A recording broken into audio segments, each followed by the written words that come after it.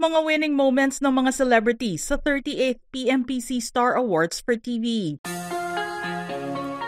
Opisyal lang ang inihayag ng PMPC Star Awards Organization ang mga nanalo para sa 38th PMPC Star Awards for TV, kung saan ipinagdiriwang ang pinakasikat na mga programa at personalidad sa telebisyon noong 2024. Ginanap ito noong Linggo, March 23, 2025 sa Dolphy Theater na matatagpuan sa loob ng ABS-CBN compound. Ang nasabing awards night ang isa sa mga events na ginawa sa nasabing lugar bago tuluyang i-demolish ang ABS-CBN compound matapos ang pagbebenta nito sa Ayala Land Incorporated. Tumayong host ang star-studded trio nina Alden Richards, Kim Chiu at Piolo Pascual. Kabilang naman sa mga performers sina Julian San Jose, Christian Bautista, Kai Montenola at Jaren Garcia ng Pinoy Big Brother Gen 11. Pinangunahan naman ng Concert King na si Martin Rivera, ang isang heartwarming tribute para kay Miss Gloria Romero, habang si Jed Madela at ang Eat Bulaga Singing Queens ay nagpakita ng isang nakakamanghang closing performance. Ilang special awards din ang iginawad sa mga celebrities at kilalang personalities sa loob at labas ng entertainment industry. Nariyan ang Male Star of the Night, Alden Richards, Female Star of the Night, Kim Chiu, Showbiz Pillar of the Night, Janice de Belen, Male Face of the Night, Coco Martin, Female Face of the Night, Barbie Forteza, Male Celebrity of the Night at Shining Male Star of the Night, Dingdong Dantes, Female Celebrity of the Night, Janine Gutierrez, Shining Female Star of the Night, Julian San Jose, at Philanthropist of the Year, Congresswoman Virginia Rodriguez. Ang yumaong veteranang aktres na si Gloria Romero ay inalala naman sa pamamagitan ng isang posthumous award. Siya ay kinilala bilang isa sa mga tunay na icons ng telebisyon sa bansa. Samantala, kinilala naman sa kanyang versatility at hindi malilimutang mga pagganap bilang aktres at host si Janice de Belen at iginawad ang Ading Fernando Lifetime Achievement Award. Ayon kay Janice sa kanyang speech, "For me, it means I must have done something good."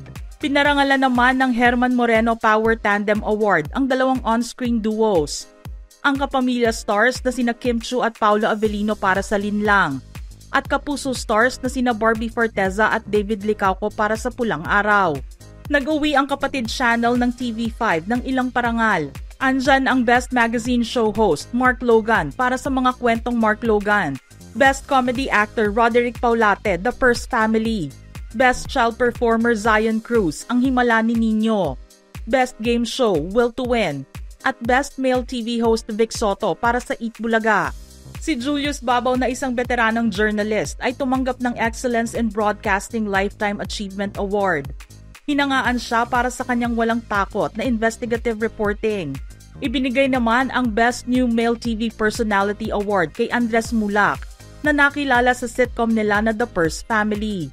2 years ago, I received an award on behalf of my father. At aaminin ko na that time, sobrang kinakabahan talaga ako.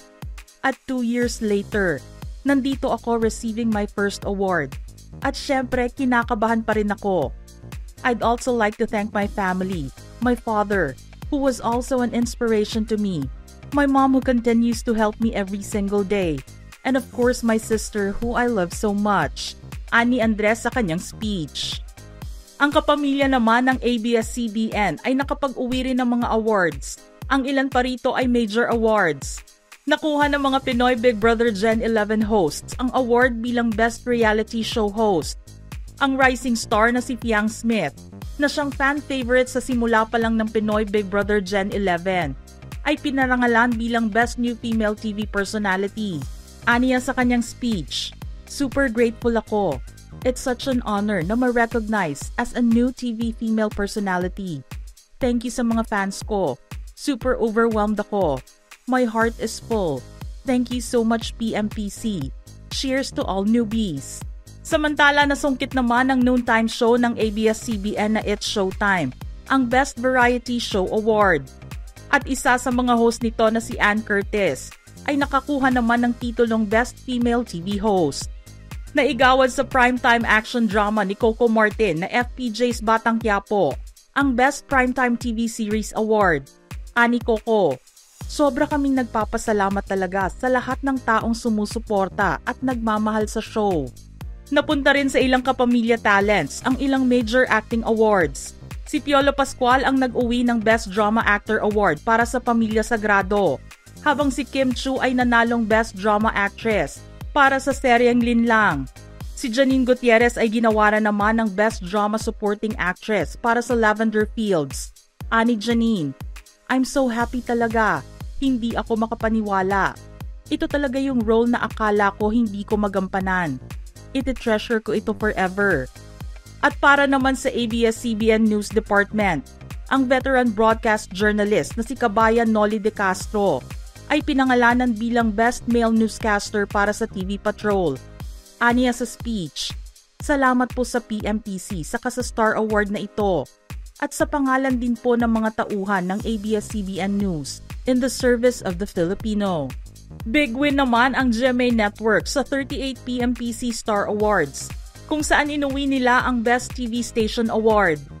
Ang flagship at kinikilalang documentary program ng GMA na Eyewitness ay nakuha ang ika-15th win sa kategoryang Best Documentary Program at pinarangalan si Cara David bilang Best Documentary Program Host.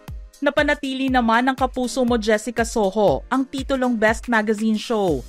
Muling nanalo ang unang hirit ng Best Morning Show Award at ang mga host nito ay muling itinanghal na Best Morning Show Host.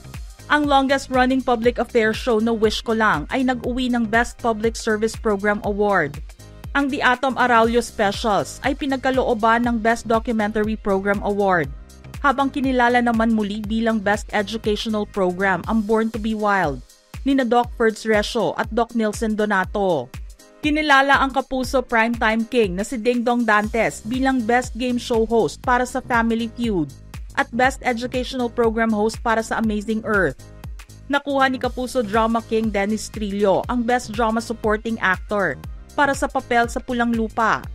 At katay naman niya rito si Arnold Reyes ng My Guardian Alien. Tinanghal muli na Best Daytime Drama Series ang Abot Kamay na Pangarap. Ang magpakailanman ni Mel Tiangco ay nakakuha ng 3 parangal, kabilang ang titulong Best Drama Anthology. Si Paolo Contes ay nanalo ng Best Single Performance by an Actor para sa episode na A Son's Karma, The Wilbert Tolentino Story, habang si Gladys Reyes ay nag-uwi ng Best Single Performance by an Actress para sa Inaanak, Inanakan. Ang top-rating family sitcom na Pepito Manaloto, Tuloy ang Kwento ay nakuha ang Best Comedy Show Award. Samantalang ang Walang Matigas na Pulis sa Matinik na Misis ay nanalo bilang Best Miniseries. Best Talent Search Program Host naman ang Asia's Limitless Star na si Julian San Jose at kapuso total heartthrob Raver Cruz para sa The Clash 2024. Nakuha ni King of Talk Boy Abunda ang Best Celebrity Talk Show Host para sa My Mother, My Story, na nanalo rin ng Best Celebrity Talk Show.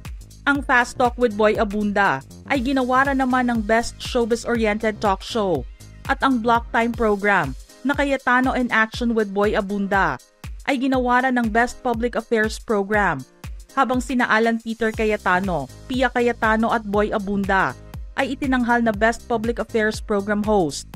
Nanalo rin bilang Best Public Service Program Host si Edinel Calvario para sa Healing Galing, at ang iHeart PH naman ay nabigyan ng Best Lifestyle Travel Show Award na parehong ipinapalabas sa sister channel ng GMA na GTV. Nag-uwi rin ang Bilyonaryo News Channel ng ilang parangal, kasama na rito ang Best News Program at Best Female Newscaster na si Corina Sanchez para sa Agenda, Best Sports Show at Best Sports Show Host na si Anton Rojas para sa The Scorecard, at Best Lifestyle Travel Show Host Marie Lozano para sa The Lifestyle Lab. Nakuha naman ni Diamond Star Maricel Soriano ang Best Comedy Actress Award para sa 3-in-1 at Best Musical Variety Show naman ang napunta sa Letters and Music na parehong umeere sa Net25. Best Showbiz-Oriented Talk Show Host naman si Mr. Fu para sa Marites University ng All TV. Best Musical Variety Show Host si Aiki para sa music cover ng INC TV. At Best Children's Show at Best Children's Show Host ang nakuha ng Talents Academy ng IBC 13. Mapapanood ang delayed TV airing ng 38th PMPC Star Awards for TV sa April 5, 2025, 10:30 ng gabi sa A to Z, sa direksyon ni Eric Quizon. Congratulations to all the winners! Mga ka-showbiz peeps, anong masasabi nyo rito? Don't forget to type your comments below.